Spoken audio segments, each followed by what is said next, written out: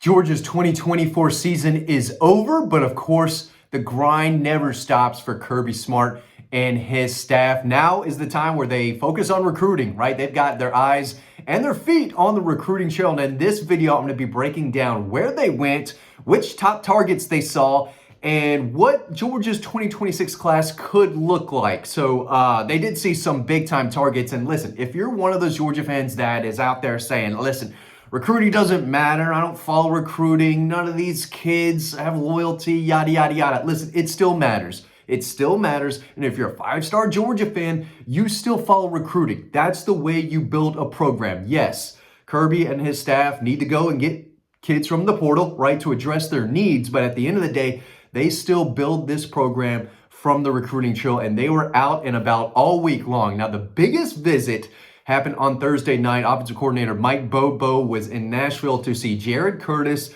the five-star quarterback. He is a game changer. He was on Georgia's commit list, opened things up in mid-October, but this kid has the potential to be an absolute star no matter where he ends up. But I still think Georgia's sitting in a good position. 6'4", 225 is coming off an incredible junior season for Nashville Christian. Threw for just under 3,000 yards, 40 touchdowns, just 3 interceptions. He's the number 4 prospect in the entire country for the 2026 class. He also rushed for 637 yards and 18 more touchdowns.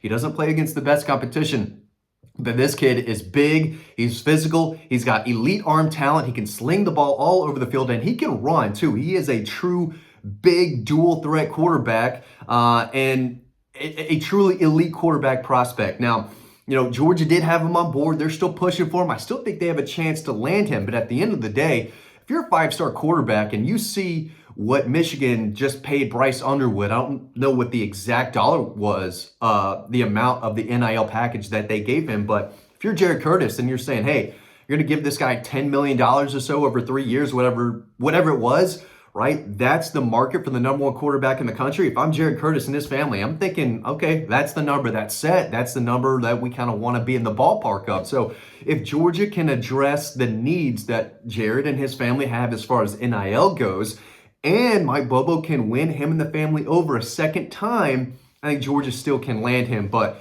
Ohio State is going to be in the mix, I think, the whole time. Alabama.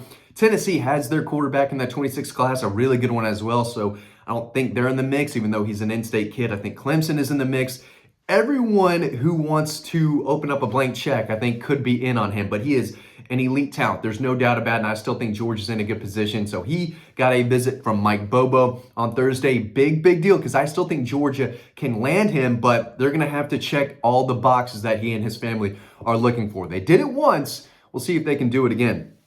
Another guy, kind of a former Georgia commitment as well, who opened things up, Derek Cooper. He is a do-it-all, high 4-star athlete from Chaminade Prep down in Hollywood, Florida. He was committed to Georgia for a sip of coffee or two, like in early June, committed, backed off like 2 or 3 days later. But he is a major Georgia target, and running backs coach Josh Crawford, had an in-home visit with him. This kid's 6'1", 195, rushed for over 900 yards and 13 touchdowns as a running back. As a safety, made 46 tackles, 10 tackles for a loss, 4 sacks, 2 forced fumbles, 3 fumble recoveries, and 2 blocked punts. He's the number 2 running back prospect in the country, number 23 overall in the country for the 2026 class. Again, Georgia's been high on his list for a while. Kind of verbally committed, then didn't, but Georgia's going to keep on this kid. He is a big-time player who can make plays no matter where he is lined up. So he's a guy to keep a close eye on as well in that 26 class. Now, one of my favorite prospects, especially in the state of Georgia to know, is Kaden Prothro. I just moved him up to the number 2 player in the state of Georgia for the 2026 class. In my personal rankings, I think it's Tyler Atkinson at number 1 and Kaden Prothro, a 6'5", 6'6", 215-pound multi-sport athlete, a pass-catching machine at tight end. I've got him now at number 2 in the state. And Kirby Smart and Todd Hartley both went to watch him play basketball at Bowden. I believe that was on Wednesday night, but this kid is the real deal. He caught 56 passes last year for the 3-time state champion Bowden Red Devils. They've won 3 consecutive single-A titles in Georgia. And Prothro is a big reason why. This past year caught 56 passes for just over 1,200 yards and 22 touchdowns. That's as a tight end / wide receiver. But, even as a sophomore in 23 and a junior this past year, when he's on the field and you're watching him play, he's the best player on the field. And he continues to get better and better. He is a complete mismatch. He's got the size. He's got the ball skills. He's a natural athlete, dominates on the hardwood. Florida State had coaches at that basketball game watching him. Florida had a tight ends coach watching him. And of course, Kirby Smart and Todd Hartley were there as well. So they were checking on one of their top targets in the entire class of 2026. I think the second best player in the state. I think Georgia's in a good position to land him. And if you're Todd Hartley, you've got one on board already. Lincoln Keys, I believe, is a 4-star tight end. Could be a 3-star, depending on what outlet you're looking at. But Kaden Prothro is a dog on the field. No doubt about it. We'll see if he's a dog when it's time to make a college announcement. But kid is the real deal. One of the best overall players in Georgia last year. This year, again, I obviously think he's number 2, one of the best tight ends in America. He's ranked as the number 2 tight end in the country, number 41 overall. Wouldn't surprise me if he kind of jumped into that 5-star category on those other outlets, because I think he's absolutely deserving of one. So he is an in-state tight end. I think Georgia's in a really good position for him. They had 2 coaches out to see him play basketball Wednesday night. Moving right along, Stacey Searles was out and about seeing some big-time prospects. One kid that he had to check on, because he is a big deal, out of South Garner High School in North Carolina, Ikene Agboko. He is the younger brother of Nnamdi Agboko, a big nose guard, nose tackle type that they signed, and I believe that 2023 class. He's a nose guard on defense, but his younger brother, Ikene Agboko, plays left tackle, 6'6", 285. He's the number 6 tackle in the country, number 47 overall. So this is a top 50 player in the country. Georgia offered him a while ago. They are very high on him, and a lot of other offensive tackles as well. I think Stacey Searles has a chance to have maybe his best class as far as a talent standpoint. I think he's going to land a 5-star offensive tackle. This kid is not a 5-star, but he's pretty close to one. He's a high 4-star kid. Again, top 50 prospect in the country. His brother plays for Georgia, and right now, sources say, Georgia's in a pretty good position for him. He also went and saw Malcolm Gaston out of North Augusta High School in South Carolina. He's a 2026 interior guy to keep an eye on, as well as Desmond Green, who is a 3-star, but I think Georgia's been after this kid for a while. He plays at Timberland High School in South Carolina, 6'5", like 350, big, tough interior guard. I thought he was going to be ranked higher when I looked up where he's ranked according to the other sites, but Stacey Searles was out and about seeing some 2026 linemen.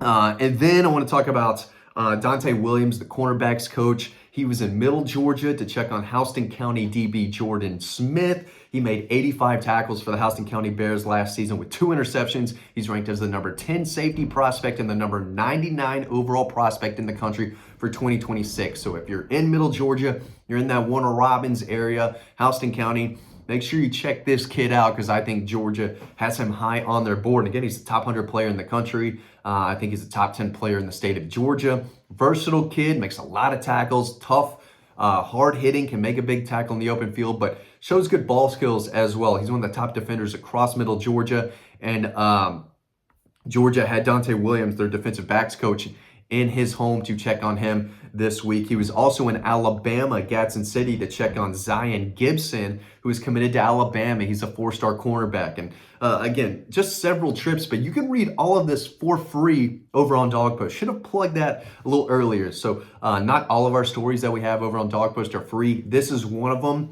Recruiting season, it's picking up. It's starting. There's offers going out everywhere. A lot of new in-state prospects emerging. And listen, I know if you stop caring about recruiting, I get it, right? I'm just kind of having fun with you with the statement I made earlier, but it still matters. It's still important.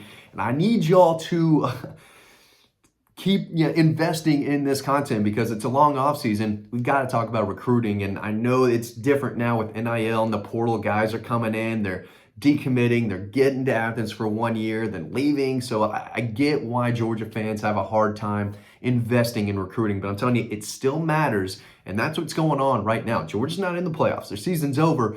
Now it's looking forward, trying to recruit find and develop and sign big time talent that's going to get them to the point where they're still playing this time next year, right? And the year after that, and the year after that. It still starts on the recruiting trail, and the Georgia Bulldogs are out, trying to find more guys to target and to bring on board. So if you're trying to find other Georgia targets, who's emerging, who are some new targets, who are targets climbing up Georgia's board, especially in the 2026 class, make sure you're heading over to Dawg Post because there's a lot of recruiting updates over there on the site. But I really appreciate y'all watching this one. Hope you learned something. Thanks for watching, and I'll see you over on the website.